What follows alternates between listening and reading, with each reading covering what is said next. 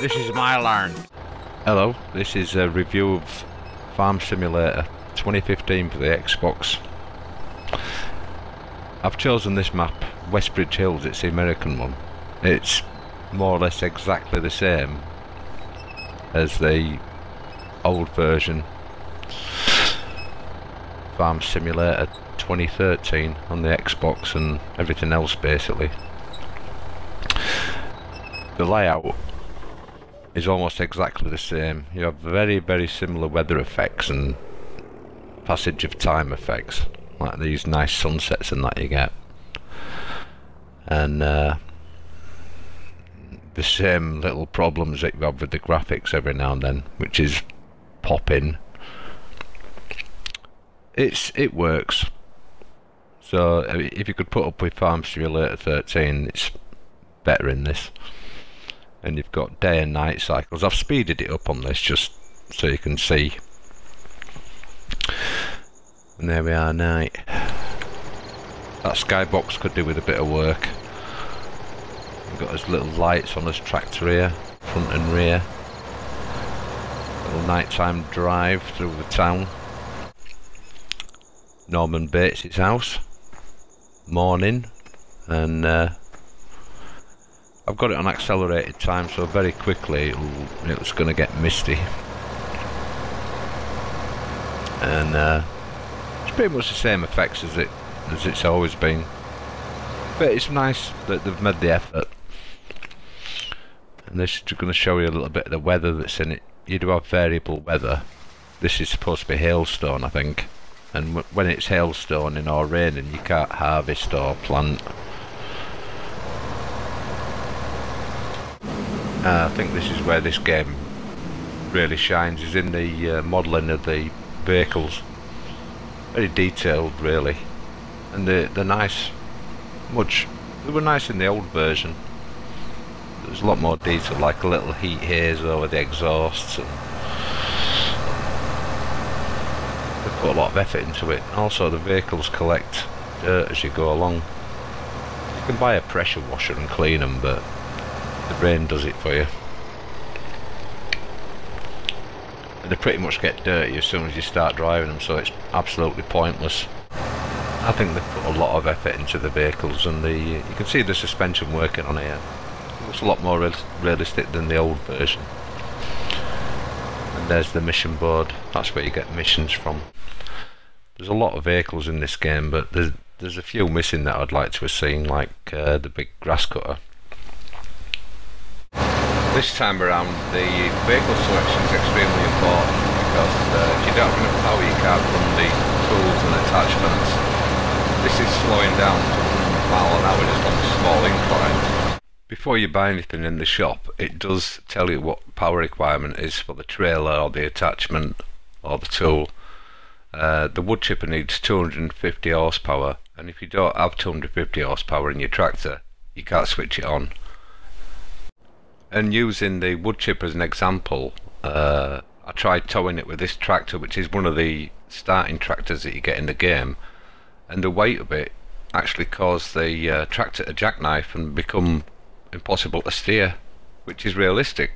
But what it does mean is that if you want to do wood chipping, you're going to have to spend over 220,000 Farm Simulator currencies to buy it, plus the cost of the wood chipper, which is 84,000, so it's going to be expensive. The upgrade on the graphics has gone to the inside as well. Some of the gauges work a fashion, like the fuel gauge, as long as you don't save and reload, and it even leaves muddy footprints, and the mirrors work. All in all, they're very good, and I think that's where the majority of the improvements in this game are, along with a few particle effects, like the way this trailer fills up with the grains. Also, the throttle works a lot better than in the old version. You used to have difficulty staying pace with a harvester, and this is a 2.5 metre plough, and the starting tractor's struggling quite badly with it. It is doing it, but it's very slow, and it's going to require a lot of patience to run in large areas. It's quite nice to see the particle effects have extended to this as well. Well, thankfully the map's a big improvement. It actually has names of the places where you have to make deliveries to. But this is a geeks game, and the menu might have improved, but the finances and the stats it keeps on the finances, there's no improvement whatsoever. You still don't know how much you've made by producing milk from the cows. It just doesn't keep a record of it. The money just appears at midnight, and that's all you know about it. If you want to know how much you're making in milk, you have to get a calculator or a pen and paper. This is a geeks game, and geeks like stats. I certainly do like stats, and there just isn't enough. The other disappointment is I think they've been very lazy. I've got Turtle Beach headphones on 3D, and the stereo imaging of the sound effects, I don't know if you can hear it on this recording, but they're exactly the opposite sides of what they should be. It was exactly the same in Farm Simulator 13, and they've had a chance to fix it, but they haven't. Why? And the other thing that's not changed is you drive around in a little bubble of detailed textures that does not extend very far, and it's really obvious. Even though they've put little effects in like the tyre tracks that last for a limited amount of time or distance, it's not enough. And Giant Software have made a thing about forestry being the new feature. Oh dear, look at that. That must have been a coincidence that that fell across that barrier when it should have gone the other way. Maybe this one won't do that. Oh, it seems to have gone the wrong way. Oh, and this tree that should have fallen downhill has gone across the road and created a traffic jam.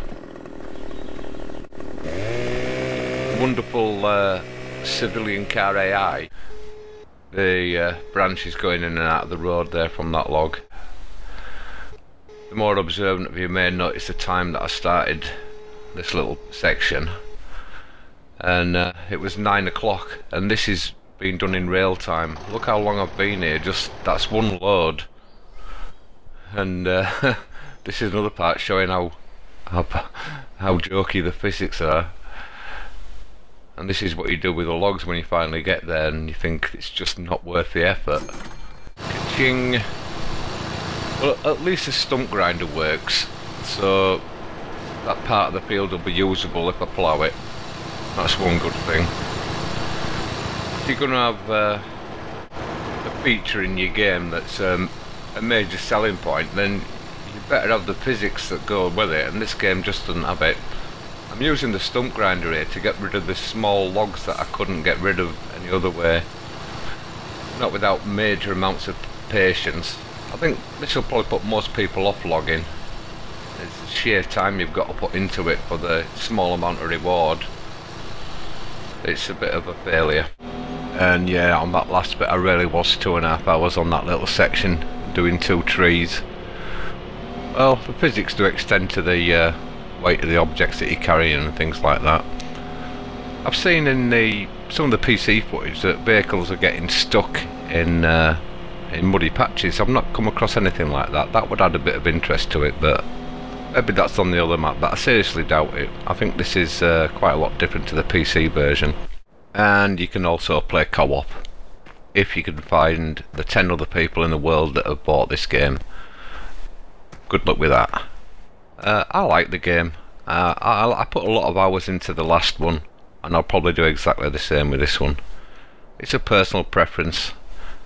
It's a game that's like real work, another job that you don't get paid for.